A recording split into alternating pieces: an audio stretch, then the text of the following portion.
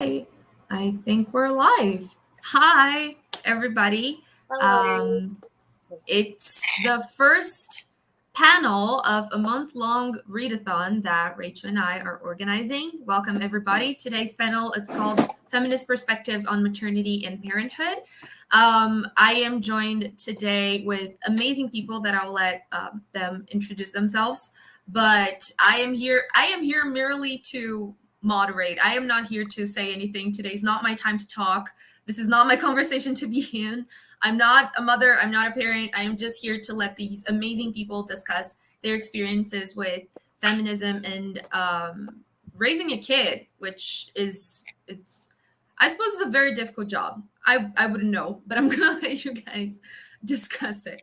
If Thor wants to start, and then we can go like clockwise. Okay.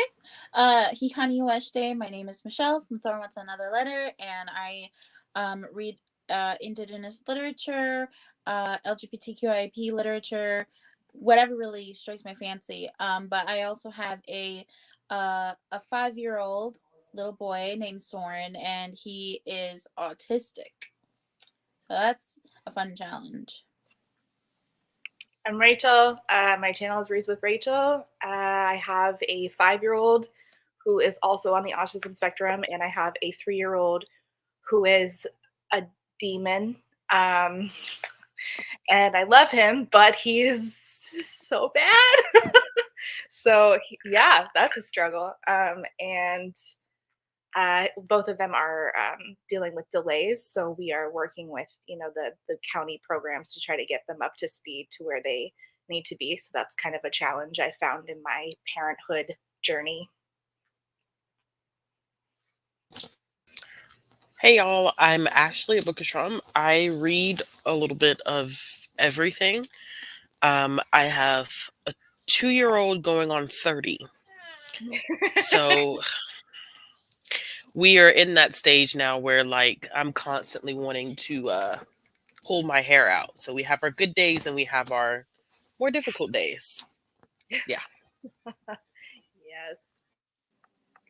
Yeah, so sort of to kickstart the discussion, one of the things that Rachel and I really wanted to sort of put forward in a panel like this is a lot of aspects of being a parent, really, that a lot of people don't talk about, and specifically talking in a feminist sense, the ways in which the main caregiver ends up being overwhelmed and sort of losing themselves in the idea of raising this kid, and how this is so difficult to experience, really, as a parent. Do you guys feel the same experience? Do you guys struggle with this? How do you think that being aware of the weight of being the main caregiver has changed the way that you interact with parenthood?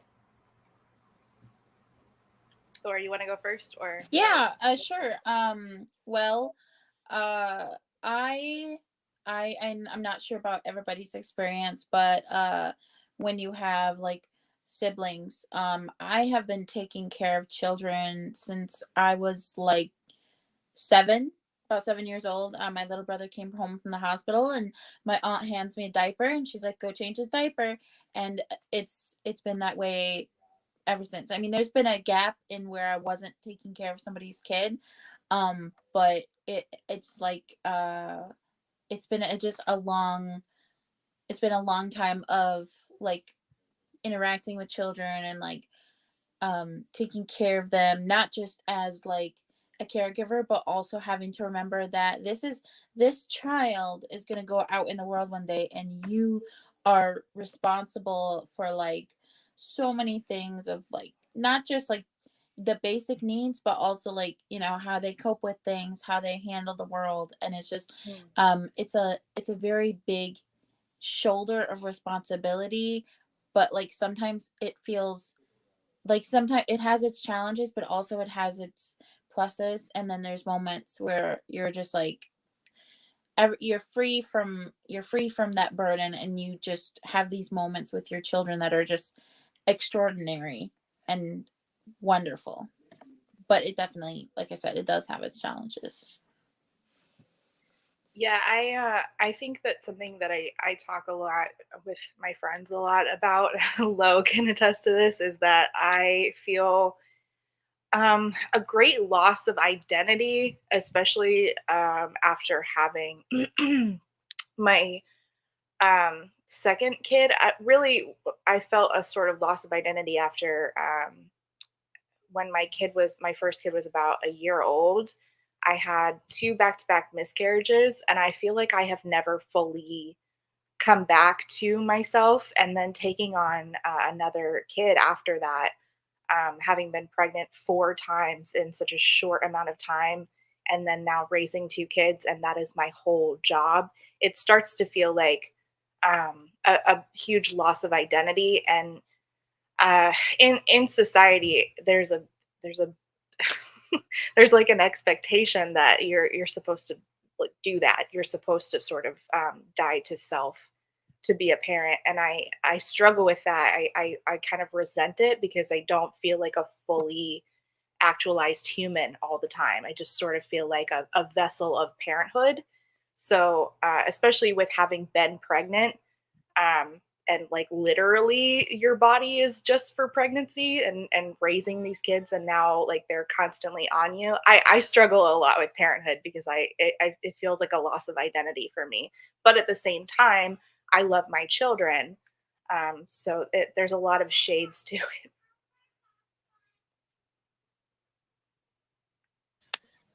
I think for me, it's definitely a challenge, not only being like primary caregiver, but the only caregiver because I'm a single parent.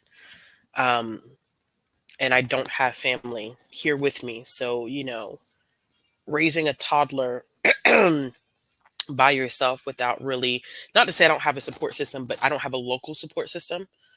Um, I have been struggling, Rachel. I completely get that because these past like 2 or 3 weeks have been really, really rough for me. And I don't feel like I have a sense of self right now, which is it's it's so difficult because like you said, society has that expectation that um are a parent, like that's the way things are supposed to be.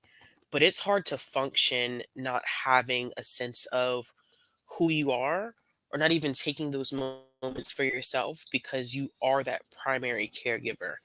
Um, and it is tough. It's difficult and difficult.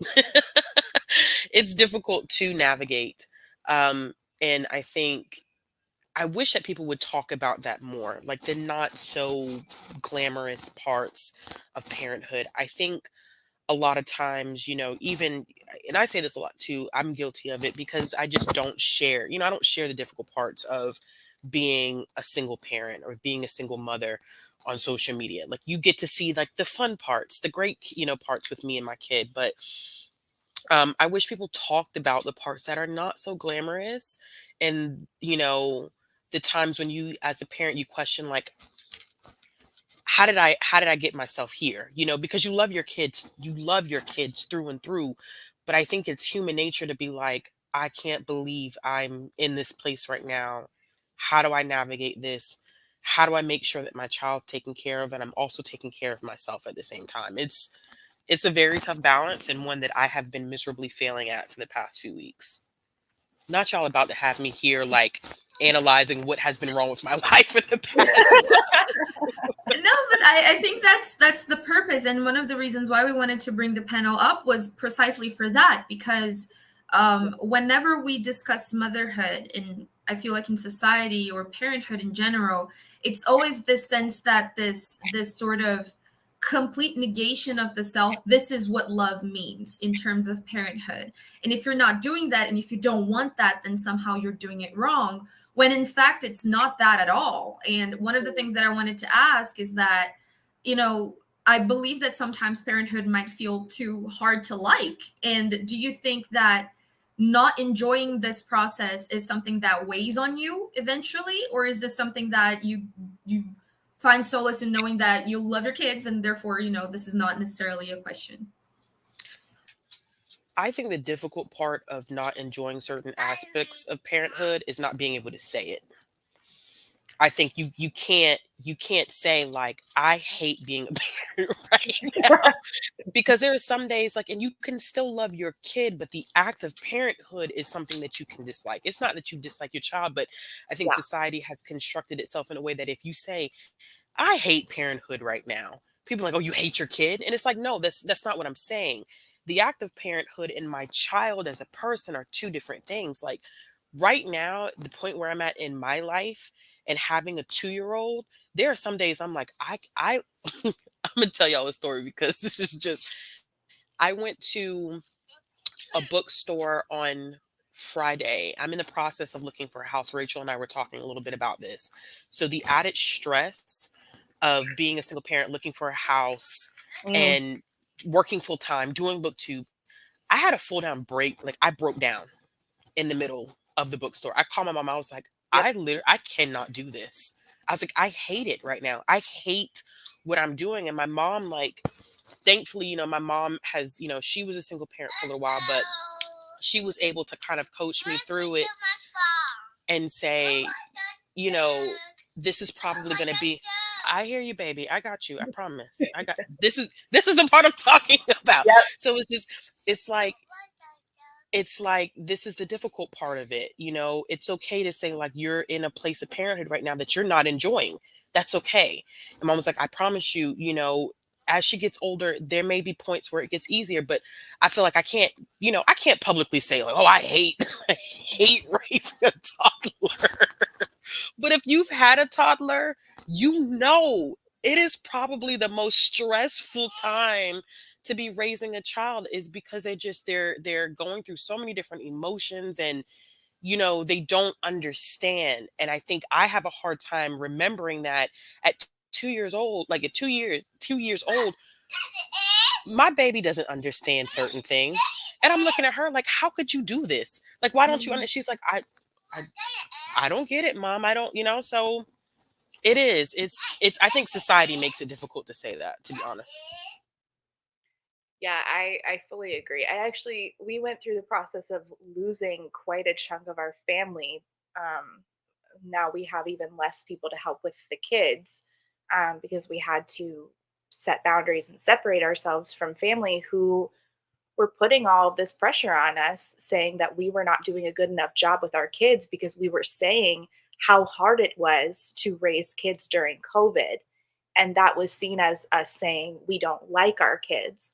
But that's just simply not true. We were saying we're drowning here. Like there's no precedent for this. Like we already struggle as parents of small kids, and then you added a whole pandemic on top of it, and now we feel like we're drowning and we don't know what to do. We don't know what help there is. We don't know how to help ourselves, let alone other kids, or let alone other people who are, tiny kids.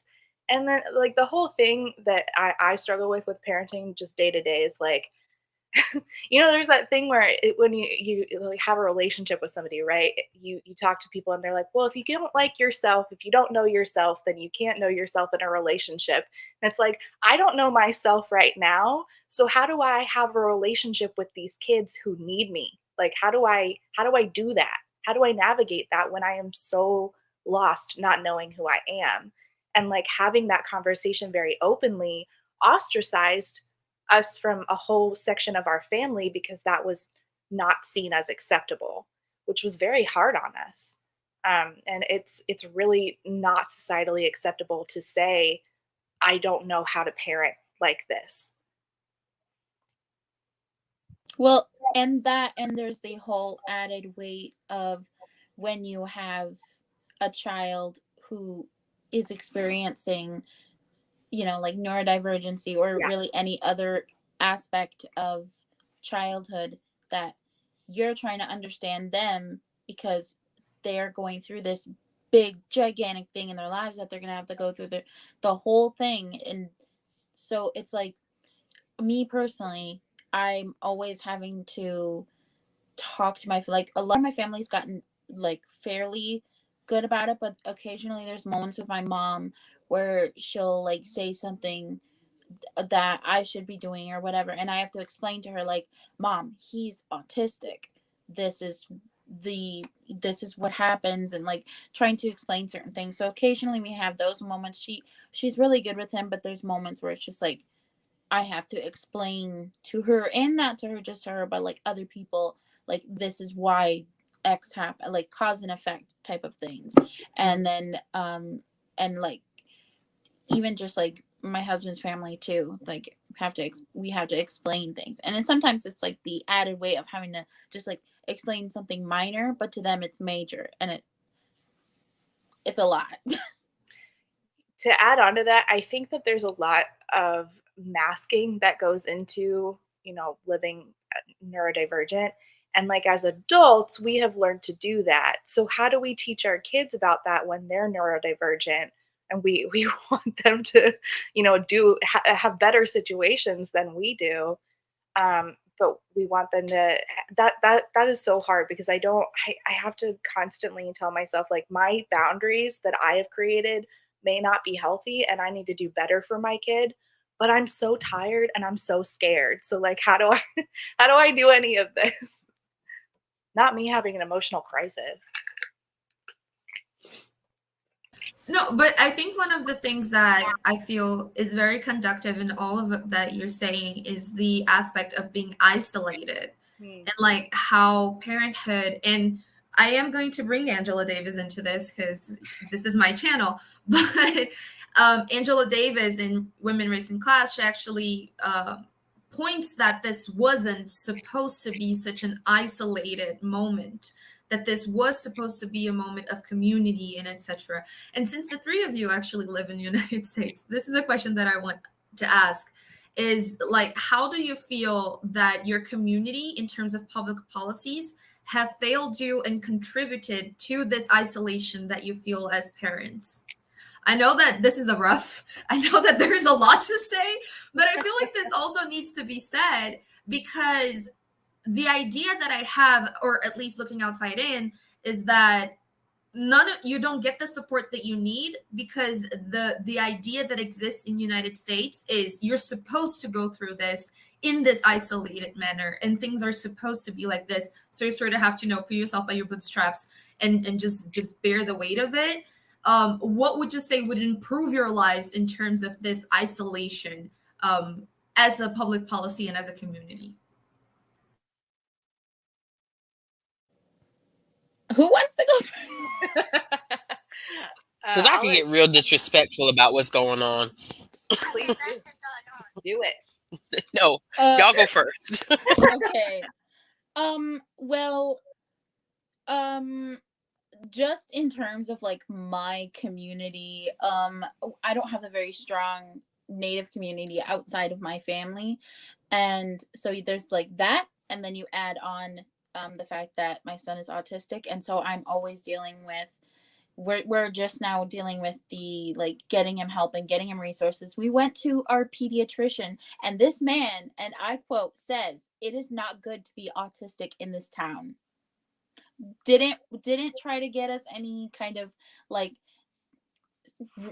any kind of referral for therapies in the town. Any kind of anything for, like, I have to talk to our specialist who lives 3 hours away, who I'm going to see tomorrow, to like be like, listen, this is what this man told me, and what else can I do?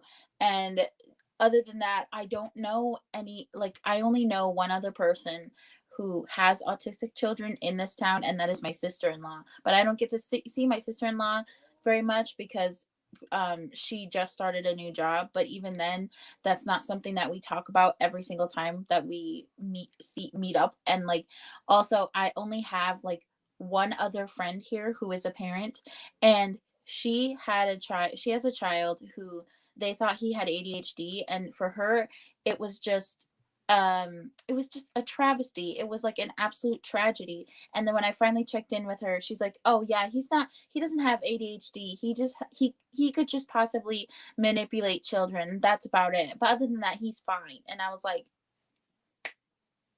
that's great. I'm glad that you don't have to deal with extra stress, but like, it just sucks because there's very little resources here, and I also have like no friends here in town to talk about that with. And it is such a struggle because like it's like just me and my husband, we're just floating on this little itty bitty raft of what we call parenting in this town. Yep. Yep. Yeah. Going back to the whole COVID parenting in a pandemic thing, I think that really showed me the failure of both systems and society as far as uplifting parents, because I mean, I've never seen like us just sort of get like dropped the way that we did as soon as COVID really hit. It was just like, you're on your own, bye. And I as soon as that hit, I couldn't believe how on our own we really were. And so that's my thing is COVID made it worse for me. And that really, I think that is probably the most depressed I've ever been as a parent of two kids, was realizing that there was no help. We were on our own. We are in this house together, just sort of hoping that we make it day to day. And that it was truly depressing. I have no other words for it. Well, being a Black single mother comes with its own set of challenges. Yeah. Man, I mean, the microaggressive behavior alone is enough to put someone out, you know? It makes you really question yourself. I've gotten questions of like, you know, just, I mean, doctors' offices, whatever the case may be. Oh, so the father's not in the picture? No. Well, how do you take care of her? If she's here to see you about, you know, medical related stuff, don't worry about what, you know what I'm saying? What I have going on in the background as far as like how I'm taking care of my child, or you know, like, well, how do you manage? And it's kind of hard sometimes because you know some people may have the best of intentions and some people may be asking things out of curiosity, but tone is everything, and a lot of times it's not great tone, you know, that goes into that. um I think there's this misconception too that a lot of people think that because I'm a single parent, assistance comes like this. Government assistance would just kick in and help me. Well, I am here to tell you that that is a myth. The government tells me you make too much money, but then the government also wants to tell me that I have to pay $235 a week in daycare. And I have no choice but to pay that. You know what I'm saying? When it comes down to it, I'm paying a full mortgage payment for my child's daycare alone. That's not counting what I am actually paying in rent, but her daycare is a mortgage payment within itself. So I think the system itself is not designed for those who are working class, or you know, or poor or whatever. Like it's not designed to assist us in any type of way. So it ends up feeling very isolating. And it goes back to that very first question you asked us about identity, because you can't eat any more ice, baby. You just went to the dentist. So you know, I don't have a choice because of the way that the system is set up. I have to hustle. So I don't have time to take care of me. I don't have time to look after me, because if I have to pay rent, I have to put gas in my car, I have to put food on the table, I have to pay daycare. The government is looking at me like, "Oh, you can't get assistance because you're making too much." Then it's like, "Okay, well, then, you know, that means that I have to work my behind off in order to do something to make this work for me." You know what I'm saying? So it's just, it causes all of these systems together cause, I think, parenthood sometimes to be very isolating. And it's probably, y'all, it is the most frustrating thing. I literally was complaining about this yesterday. I was like, I can't believe that I am paying more in daycare now. My child is 2. You know, as they age up, the price is supposed to go down. I am paying more now with my child being 2 than I was when she was an infant. So I have gotten no breaks. And it's just, it's crazy. It's a mess. And the system did not get better during COVID for parents, it got worse. Rent has gone up. The housing market is, you and I both know, terrible. Daycare costs have gone up.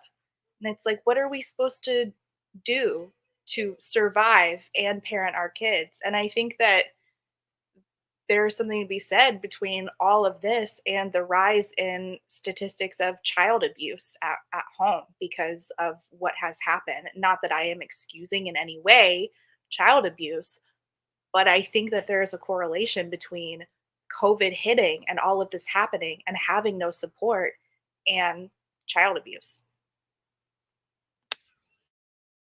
Heather makes a good point. Like, it's almost better to make less money so you qualify for medical and Yeah. assistance. Because if you make a little too much, and it's crazy because people don't even realize, like, when you go to these government offices, because I'm not going to sit here and flex and say that I haven't tried, because I would be out of my mind not to try. They're not looking at how much money I bring home.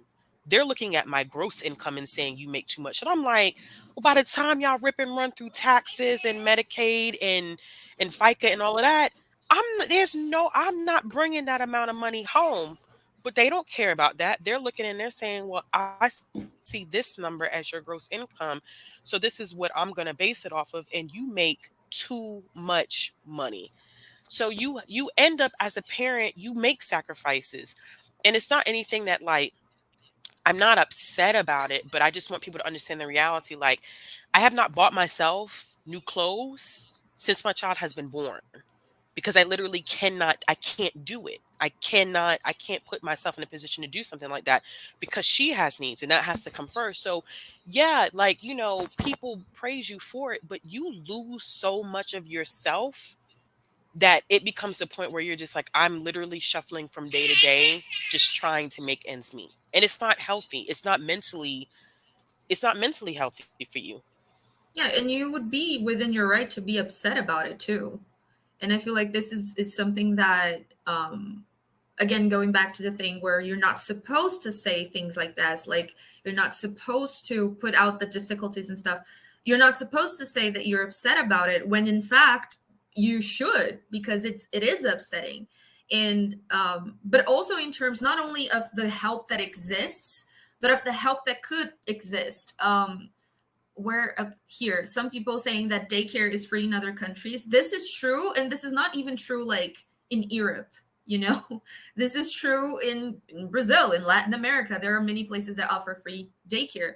One of the things that Rachel and I we discuss a lot is like the disparity of care and the resources that mothers will have in Brazil with all of its difficulties, and mothers will have, and parents in general will have in the United States. And so it also comes down to a point of why don't people want this to be a thing? And I think that it also, and would you guys think that this comes back to, again, not saying this, not this can't be said, this can't be put out, people can't discuss this? I think that it also has to do not only with that, but sort of a collision of that and capitalism, because of us saying it's about pulling yourself up by your bootstraps. Nobody issued you children, so you need to, that's your responsibility. Why is it the government's responsibility to raise your children? And it's like, okay, but look at the effects of that thinking. Like, where has that gotten us? Where now child abuse is worse. People are living in their cars because they cannot afford to house their children. I mean, where has it gotten us? And I think that it's a capitalism issue. It's, people think that it's personal responsibility, but I would ask, like, what do we owe to each other? Yes. But not only that, Rachel, that you bring up a really good point that you said the government is not forcing you to have these children. The government did it. In some way, it sort of did. Because if the government denies you access to reproductive rights, it makes it difficult for you to have access to reproductive rights, then it's sort of like the government is making you have those kids. And so this also adds to the stress of, I feel, of having to raise a kid in an environment, in a political climate that is very challenging, while this is not necessarily a choice that was informed, or not necessarily a choice that was really a choice in the end. you know. And so it's concerning to see this movement of taking away reproductive rights in this sense. You Ashley, you were saying?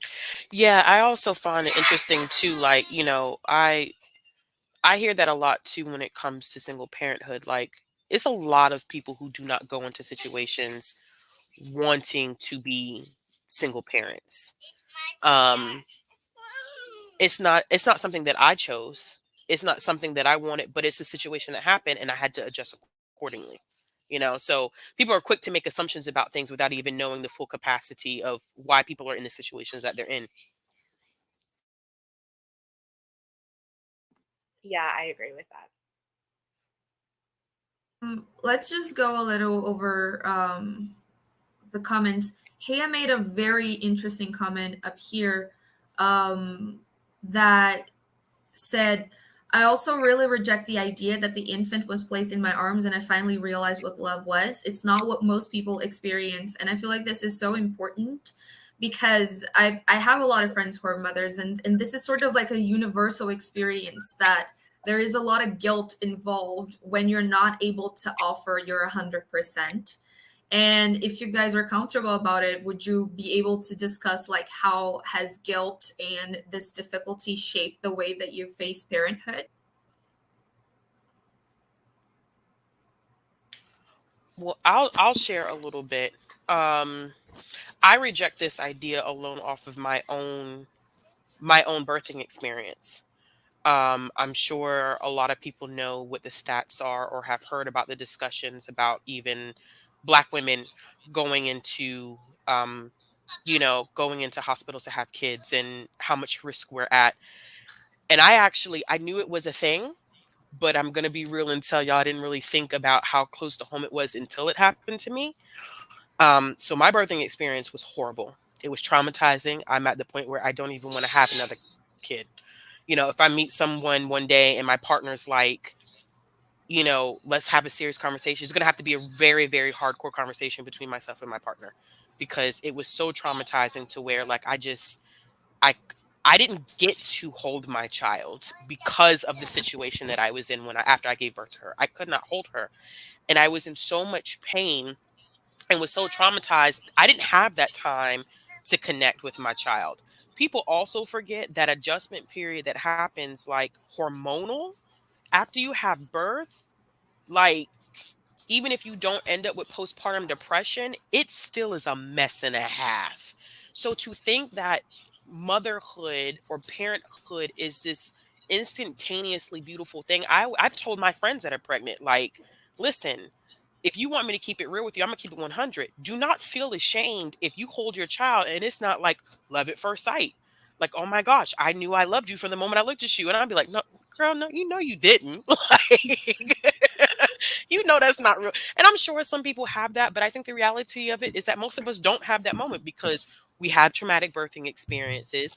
Coming down from a pregnancy is hellacious within itself. So, and this is a human that, yes, you've carried this human or you're meeting this human for the first time. You don't know each other. I carried my daughter for 9 months. Yes.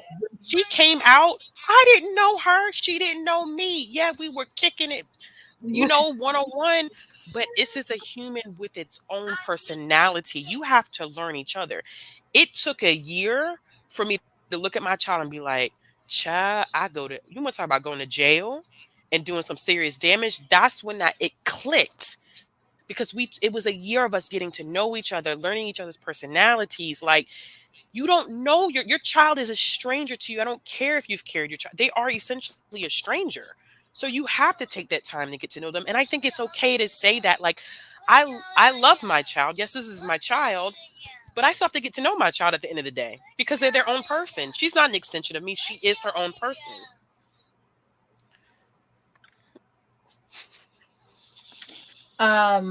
Yeah, I 1000% agree with you that child, like, the whole thing, just the first, I would say, like, the first 2 years of just going through the motions of trying to get pregnant, because I'd had two miscarriages before Soren, but just the trying to get pregnant, dealing with the fertility of it, then getting pregnant, and then I lost my father a month later, and then I had a cyst, I had to get surgery, and then I had this child. So the whole time I was with the first, when I got the pregnancy test and it was positive, my first thought was, oh shit, I can't even be happy. I can't even be happy about this, because my whole entire mental thinking is, this baby is gonna disappear within a week, and I'm not even gonna get to be happy about this. The whole time I was not happy. I had you can even see in some of my pictures I have of when I did my baby shower. That was a literal a week after I had surgery. I was forcing that smile, because I wasn't happy. And I wasn't happy barely even after. And it was I had my surgery, and then everything after that, and then I actually had a fall a month before I had Soren, and that was also traumatic, because it was my worst fears were oh, it's fine, it's coming true. The worst fears that I had are coming true. And so when I finally had him, it was I was just the whole thing was traumatic. It was really difficult. There was this one nurse that was super nasty and mean to me. And when the night that I had him, and I barely got any sleep that weekend, but just looking at him, I was like, I'm your mom. You're not some child that I'm taking care of and your mom's going to come pick you up. I'm I'm the mom. I'm the one that's going to bring you home. And now I'm this whole time I was trying to keep you alive, and now I'm you're out now. So how do I keep you alive from here? And my husband completely dropped the ball for the first year of Soren being born, and he's admitted that to me, and he's a much better father now. But for the first year, it was not absent, but just not as present as I personally would have liked. And it was so difficult, because you're going through this trauma, and then you get out of the hospital, and then you're dealing with the trauma while also trying to get to know a whole entire human. And it's this little person that you have to keep alive. For me, that was the whole first year was just, how do I keep you alive? It's a lot. I love when you said oh, nobody's gonna come pick you up because I'm your mom. I remember staring at my first and being all right, who's gonna come pick me up? I'm not ready for this. I remember asking the nurse, can you tell me if he's in his car seat, right? Because I legitimately have no idea. It was -10 when we brought Soren home, and we had to go to the grocery store. So yeah, that kid, he doesn't even care if it's cold outside. Yesterday, his dad was gonna go to McDonald's to get him some chicken nuggets, and he wanted to go. He was trying to put his coat on. Meanwhile, he's almost naked, just has his diaper on. He's where are we go? When are we going? I'm you're not going anywhere unless you put some pants on and all the other stuff. We're in the middle of potty training, so pants are optional most of the day.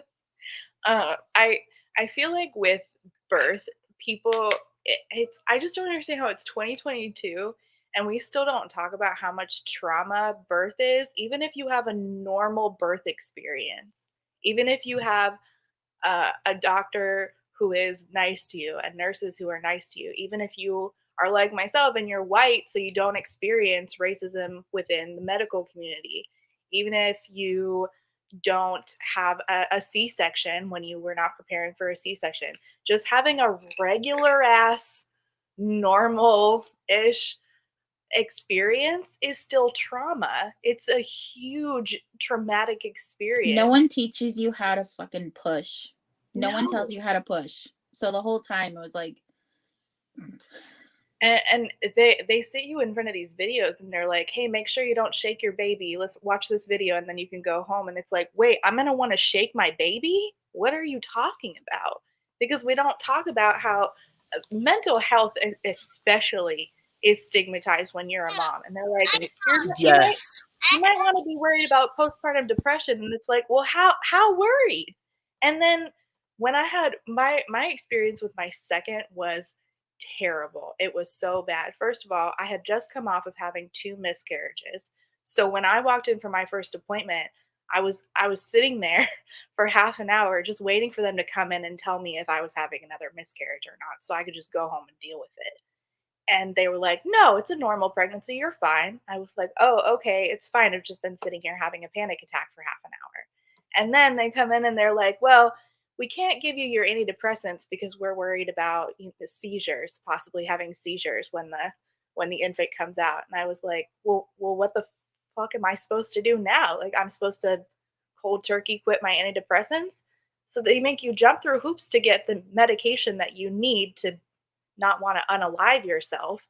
And then when I had my kid, he did have seizures and he ended up in the NICU.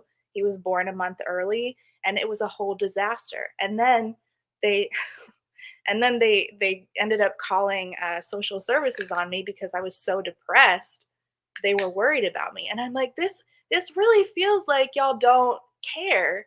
And you're just like, "Oh, you're kind of acting funny." It's like, "Well, I'm depressed. I just went through a huge traumatic event. My kid has a bunch of tubes in him and has an IV in his head. I can't find my antidepressants. They might have been the reason he's having seizures, and y'all are calling social services on me." And it just felt like they were telling me without telling me, "You failed as a mom and he's barely out." It was awful. And like that's not even the worst that somebody goes through. Like how do we like come to terms with that's the society we've cultivated for parents. I think a lot of people see um, media, I think, doesn't really help. I think people have this image of what labor and delivery is like, and it's nothing like that. Like, I was illy prepared for my labor experience because my daughter just, I mean, true to her personality, man. I mean, I knew it when we found out the sex. Like, she literally turned to the ultrasound so we could see whether it was a girl or a boy look like, and it's so weird, like she looked like she had an attitude in the ultrasound, and then rolled back over and turned her back to the ultrasound. Very much so her personality to this day, y'all. So when it came time, she passed her due date, and it was like, okay, she wasn't turning, she refused. Like, she would kind of like lean to the side, and then she'd swoop back over and be like, nah, I'm too comfortable, I'm not moving. So nobody told me what it was like to be induced.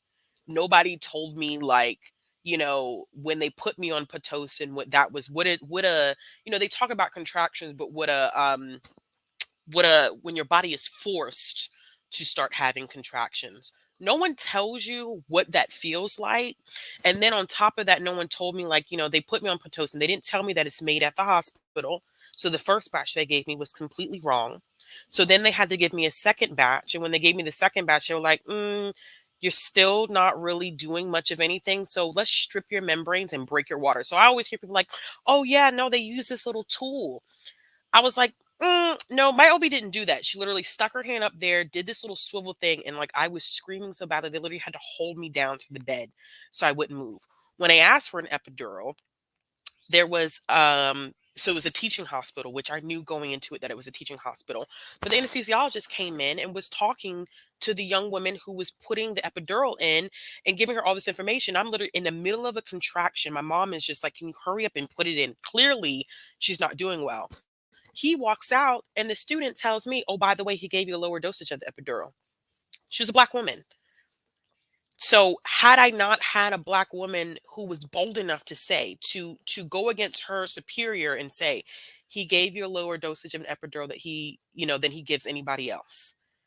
If you need anything, he's going to be gone by this time. The next person will be on call and we can get you situated. Then the epidural was even put in wrong anyway. So they had to do a second epidural by the time they got me to the OR. And then they messed up because somebody came in and they were crowning. So they started putting the medicine in my back, and then my OB had to leave. And then when she came back, they realized that they had given me so much medication and they changed shifts. And the anesthesiologist that came in, she was like, she can still feel everything. I think we need to put her under. Thankfully, I had an OB was like, you're not putting my patient under. You need to figure out what exactly went wrong. So they had to calculate how much medication they gave me so they didn't overdose me.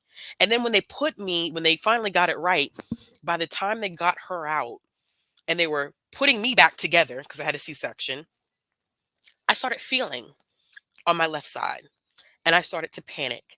I told my mom, I said, I can feel on my left side.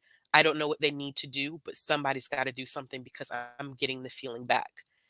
To be open on an OR table and to basically start to get your feeling back and somebody's hands are in your guts, you don't want to have kids after that. And then on top of that, I'm allergic to narcotics. I told them that. They put narcotics in the back in my line in my back. So by the time my child was born and I go to recovery, my body's on fire. I'm itching from head to toe. I'm ripping my IV out. Like, no one tells you about stuff like that. They say, oh, it's fine. We can give you Benadryl. But then you get to another doctor and they say, oh, it's a sedative. So we could only give you 12 or 25 milligrams every 7 to 8 hours. But I'm having a full blown allergic reaction. I couldn't hold my child. It took them so long to get me, like, they put me on so much medication to the point they had to give me Narcan. Like, there, never want to have another child in my life. And there's nothing that anybody could ever have prepared me for. And I try to tell people the truth about it because while I think having a child is beautiful, it is traumatizing. It rips you inside and out mentally, physically, and emotionally. And people don't ever tell you that story. You see the before and the after, and you don't know what happens in the in between.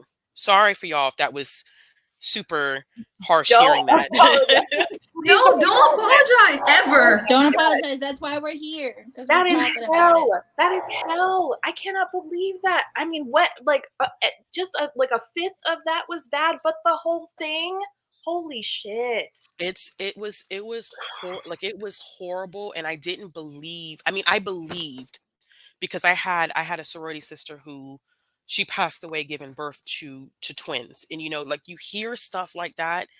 And I told my mom when it was all said and done because I ended up staying up with my mom for the first 6 weeks. I told her, I said, I was so scared of dying. That whole experience, I was like, the only thing I can think of is like, oh my God, I'm gonna die. Who's gonna take care of my child? Oh my God, I'm going to die. I'm going to die on this table. No mother should have to go into a situation like that thinking like, at what point am I going to die in this whole entire scenario? Because I feel like I'm at so much risk and nobody cares, or people just have these preconceived notions like that whole idea that black women are or black men, black women, people in general are stronger or better able to tolerate pain. I'm like, nobody really believes that trash. But when an anesthesiologist who's been practicing for years, he's an older gentleman, you've been practicing for years, to give me a lower dose of an epidural than you typically have given any other woman that you served on that floor is such a problem. For me to tell an anesthesiologist I'm allergic to narcotics or I have an allergic reaction to narcotics, and for the anesthesiologist, a new anesthesiologist, to look at me and say, well, what am I supposed to do? I don't know. This is not my job. I don't know what to tell you. What do I do? I have to have a C-section. I can't give birth to her vaginally. I have to have a cesarean. So you tell me what I'm supposed to do. Like it was a mess. I don't ever want to have a child. So if I do get to that point with another person and they're like, let's talk about having kids, that's going to be a tough conversation for me to have. No, I think that is I don't know. I don't want to say thank you for sharing, Ashley, because I don't know. Like, this is awful. This is ridiculous that this happened to you. And I'm so, so very sorry. But it's so important that this is out and that people know that this is a possibility because, like, just yesterday, I was taking care of my godson. And my godson, we had a contingency plan because my friend is from the countryside. Her family was 500 kilometers away and she had eclampsia. Is that how you say it? Eclampsia? Yeah. So she nearly died. Like, and her family was so far away, and we were like, well, if she dies, we're gonna have to step up and just sort of like take care of this baby while her mom comes here, because it's like, what are you supposed to do? And so no one really discusses that. And then when that happens, it feels like you're supposed to put that all under the rug because now you have a kid, and so you got a kid and everything's fine, and you know nothing happened and you're great and your kid's alive.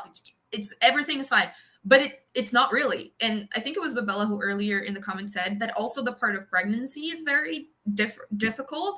I remember that with my own mom because I saw how she struggled with that, but how invasive it is as well, because it seems like we already receive a lot of judgment on how we do with our bodies and how we, but whenever a person gets pregnant, it's like it's suddenly everybody's business and everybody knows better and everybody knows how it works, and no one cares to know if the person who is pregnant themselves knows how it works. Like it's I don't know. I'm, like I said, again, my role here is just to facilitate the conversation, but I feel like it's not even after the child is born that this dehumanization and isolation begins, is even before you get pregnant, because you don't have access to the information, and so you enter it and like blindsided by it, and you know that it's just awful. It's just awful, and this is why conversations like this, I feel, should be more commonplace, because people just deserve to know. I feel like this is the bottom line of it. Yeah, I think that it's a conversation worth having, especially with three of us being in the United States, where we have one of the most high maternal mortality rates in the global north. How is that possible? And then we have to take that a step further and have the conversation of, why is it worse for women of color, for people of color who get pregnant? When we are in the global north, we're supposed to be this rich nation, and yet we are failing pregnant people so badly on an exponential level, especially in states where sex education is not allowed. So what are we doing? Like, what do we owe to each other? And why are we failing each other so deeply?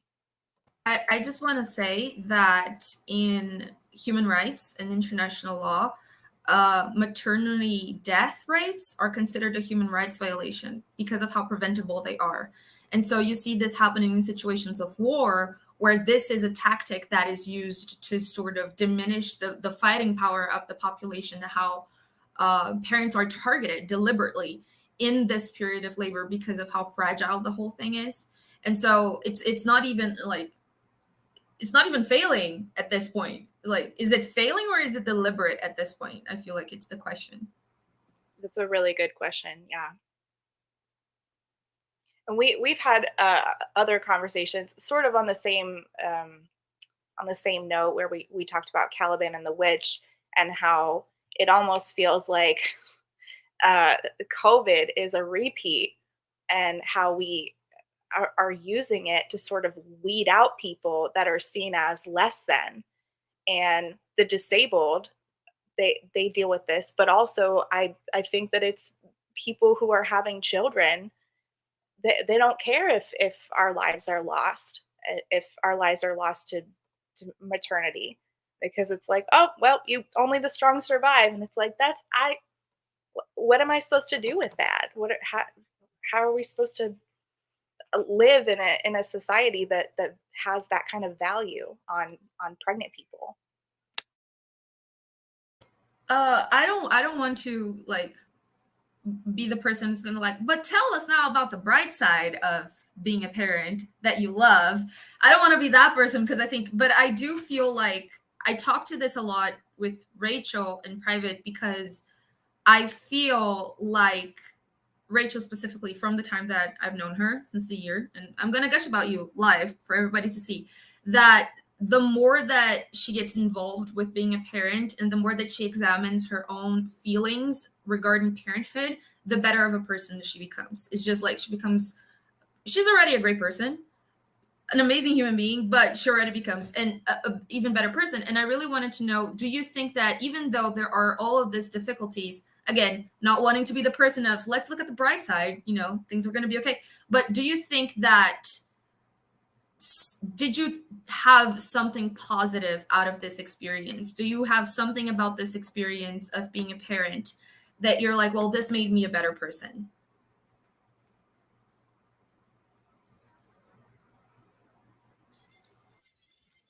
Rachel, you're muted. Somebody else go, because I got something in my eye.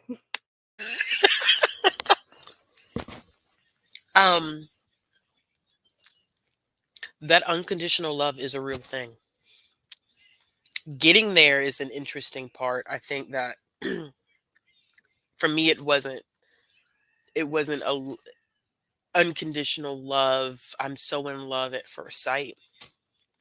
But where we are now, when I tell y'all I've never felt a love that I've felt for my child, for any human on this earth, I mean, it is tough not getting emotional about something like that because that love is so pure. And they're little demons now, okay? The little demons running around, they drive you crazy, but they love so unconditionally that, I I look at adults and I'm like, you could never love me the way that my child loves me. I think I broke down and cried about 2 weeks ago because I put her in her bed and she said, "Mommy, I love you." And I said, "Oh my God." It wasn't prompted from me. Like she just said, "I love you." Or like it was one time I was really struggling. I'm trying not to cry right now. So forgive me if I do. But she looked It's at me, too she said, late "Mom," for me. I know, she said, "Mommy, she said, Mommy, happy?" I said, and I said, "You're happy, baby?" And she said, "No." She said, "You're happy." And I said, "Yes, baby." I said, "Mommy is happy." And it had taken me so long um, to get to that place. And just your child, I think, sees the best in you. They see the goodness in you that other people can't see. And you're not perfect. Us as we have a lot of issues, but I just know that that love that you experience between a parent and a child is unlike anything that I've ever experienced in my life, and that makes it all worth it when it's all said and done. I promise you it does. Sorry, y'all. Now everybody's crying. I should have said to I bring just cry tissues. naturally. Damn. Whoops. I cry Um, every day, so this is nothing. oh, for sure. Same. Same. Over nothing, too. So my answer would be unconditional love for sure. Another one, in like a similar vein, is joy. My kid is the nicest, most joyful human. My 5-year-old, my 3-year-old could use some work. My 5-year-old, though, my 5-year-old is the nicest, most joyful kid. He finds so much joy in just being alive and like doing things for other people. And I'm like, "Who you're such a great person. You're so nice and you're so happy and you're just awesome. And how did you end up this way?" And I'm just so like it I've never felt unconditional love like the way I do for my kids, but I've also never felt the joy that I feel watching my kid just enjoy life and like play soccer and give his brother a hug and like be excited to see his dad and like be excited that we surprised him with a donut. Like the joy that I watch him experience brings me joy that I did not feel before having kids. So my answer is joy. Um, uh, it's definitely like a change of like taking care of someone else's kid, and then now like this like Soren is mine, like came out of me, is mine. And for me it's a like I am your advocate. I like speak up for you, and I have to decide what's right for you and what's not right for you, and I have to defend you against other humans who might think that they have a say or whatever. But it's this it's definitely true of, I would literally kill someone for you. I would hide bodies. I would literally do the most worst ugly thing if it meant that I was protecting you, if it meant that I was saving you from something bigger, or like, the my son, he doesn't speak very much. He only says a few words. We're working on I love you, but he's never just said it out loud. So like, that whole I love you thing just got me right in my feels. But like, especially like approaching with like gentle parenting, that I see the flaws in my own in parenting that has happened to me, and I like just trying to break the cycles of that on the daily basis of like, don't get upset at him because of this. It's not his fault. He doesn't understand. And there's moments where there are just guttural and absolutely messy, ugly parts of me that he sees, and he still loves me because I'm his mom. And there's moments where like, I know that I messed up. I know that I said the wrong thing, or I yelled, or something that just, it brings out the absolute worst in me. And I've been like, I'm sorry, I messed up. I'm promising to do better every single day. And he's still like, I need you to be with me when I go to sleep. And like, literally, this is his thing where he just like you stims by using my earlobe. But he's like, I literally can't go to sleep without you, so we're kind of stuck together. Oh Yeah. gosh, sorry. Sorry for making you all cry. It wasn't my intention. I didn't want to. But I think this point that Fabella brought up was incredible, and it was one of the reasons why we really wanted to do this panel. I always tell my mom that the way that I truly learned how to be a feminist was when I looked at her and I saw not a mother, I saw a full person with her own issues, her own difficulties and stuff. And like, I remember, because my mom didn't go to college, like she just went to high school and stuff. And I remembered that she went and got an associate's degree when I got into college. And when she finally got her degree, I remember that she sat in bed and she just sobbed holding her degree. And I was like, Mom, like, you're happy and etc. And it's just like, no, it's like, I just felt like I neglected the two of you. Bear in mind, I was an 18-year-old. I did not need that much parenting. Like, I did not need that hands-on learning. But she was like, I just felt like I neglected you too because I focused on me. And like, it was in that moment that I was like, oh, wait, there is a whole thing behind. And when you start learning that, you become a better feminist in this way. And this is why we want to say that feminism is for everybody, because everyone, being a mother, being a parent or not, can understand the joys and the difficulties of bringing us into this world and cherishing us and raising us and looking to those people with an eye of understanding really what's the real people that put you in this world with the difficulties that they have, and the questions that they have, that you also, not to excuse bad behavior from parents, but you also have to sort of look at them as their own people. And so, sort of to close it off, as a final thought, do you think that feminism has in some way, in any acception or any conception, the idea of understanding, the disparities of gender and the difficulties of being a parent in the society, that has this shaped the way that you parent your own child? And has this shaped your past experiences living this and seeing your parents as people, as flawed people? Has this shaped the way that you interact and you want to do for your child better?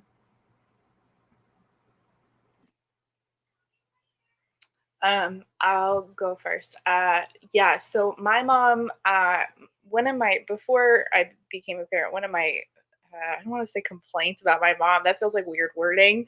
One of my issues with my mom was that I always felt like she does not choose me. After becoming a parent, it helped me recontextualize it that my mom also struggled with losing her sense of self, and was never able to juggle it. And watching myself, going through it myself, it helps me to know, like, my mom went through this as well. So try to choose yourself when you can, but also do what you wish that your mom would have done for you in certain situations. And it always seemed to me before I had kids that my dad was the better, more present, more loving parent. But when in fact my mom carried more of a load in parenting than my dad did, and therefore struggled under more weight than my dad did. So I tried to take what I loved and what I learned from pain over my parents, and I try to apply that to my struggle with losing my sense of self. So just doing my best with my trauma.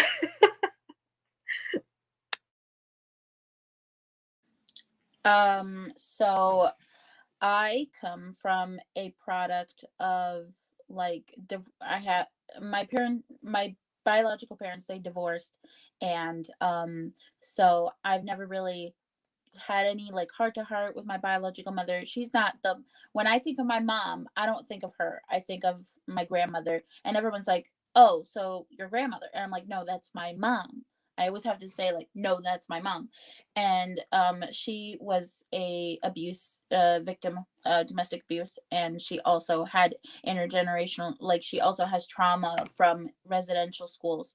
And so um she took over raising me at 2.5 months. So um, for her, it was all about preparing me to live in a cruel world. Like this woman, I swear to God, she had FBI on speed dial, like within like the contents. It was like 911, then FBI, then like, relatives.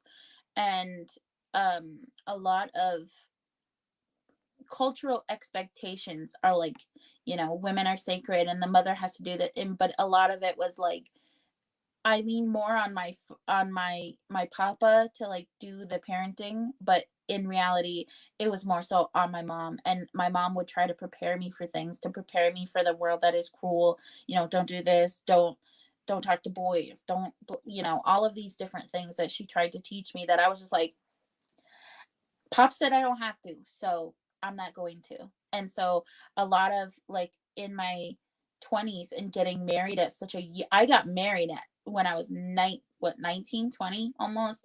And so just like it was a whole era of like me trying to figure out life, and also like trying to figure out how do I make French toast?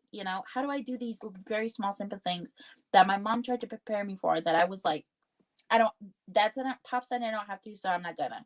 And like being a parent is now trying like breaking those barriers of like, I wasn't allowed to do this, I can't do this, but now I can. I'm like, um a lot of it is recognizing those and trying to parent in my everyday life of like, I have to prepare this small child to go out into the world. And so what is it that I want to like, what is it that I want to impart on him that is going to help him while also dealing with all of these other different things.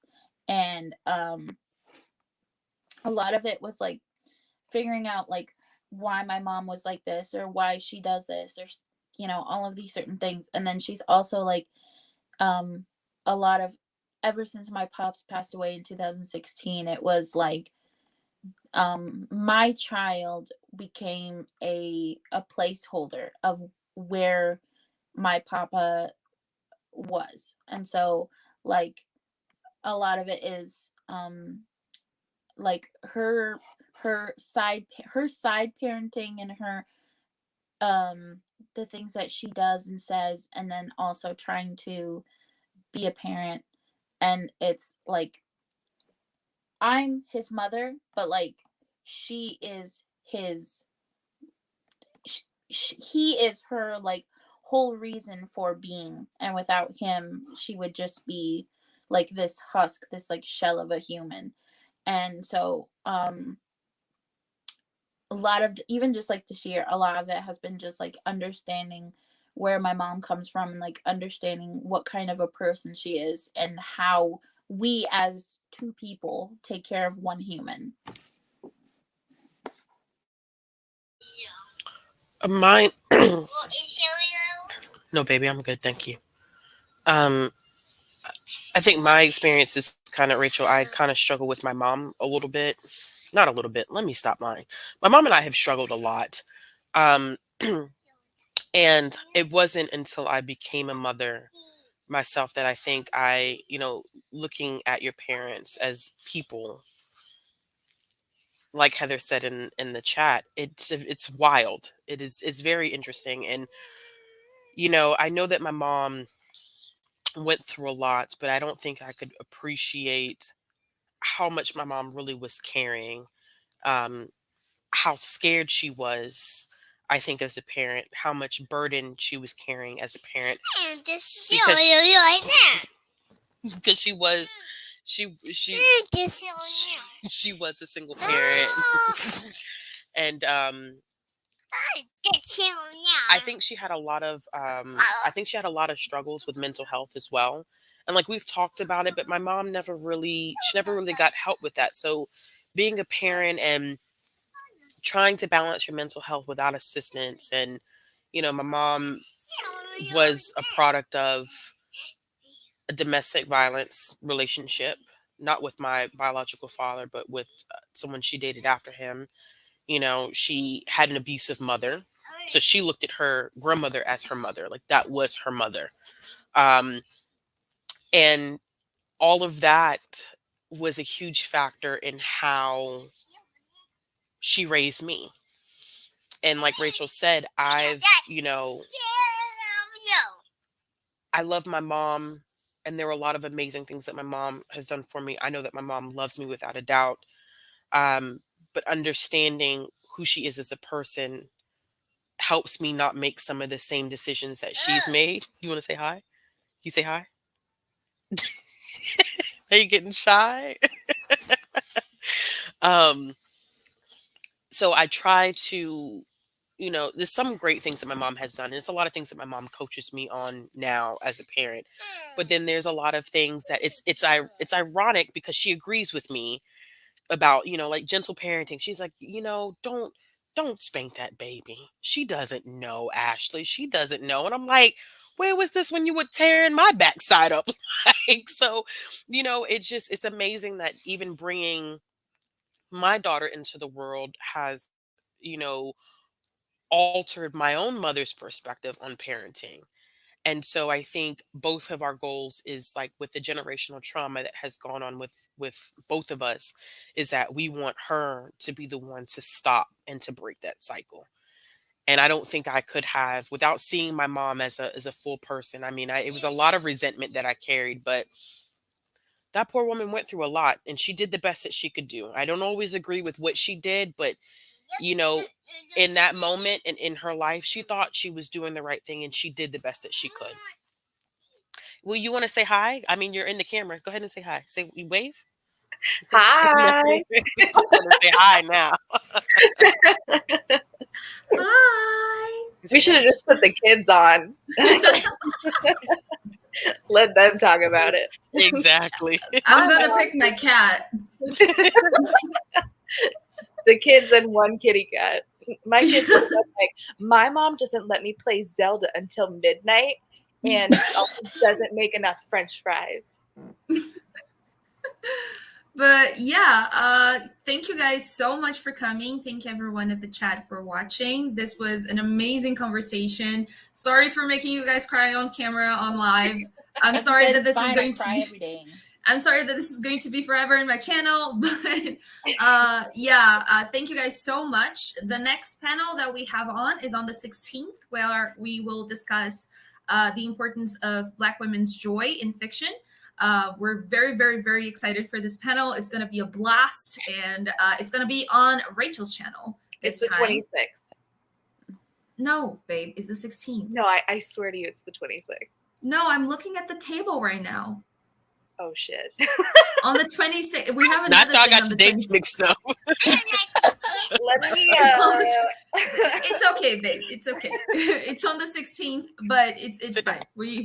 We Talk can about it now. we can We'll organize figure around it it. out. Yeah. We have 2 other panels coming up: Black Yeah. women's story and fiction, and then also Native perspectives, or feminist perspectives in the Native community. Yeah, those are Am I two. on that one?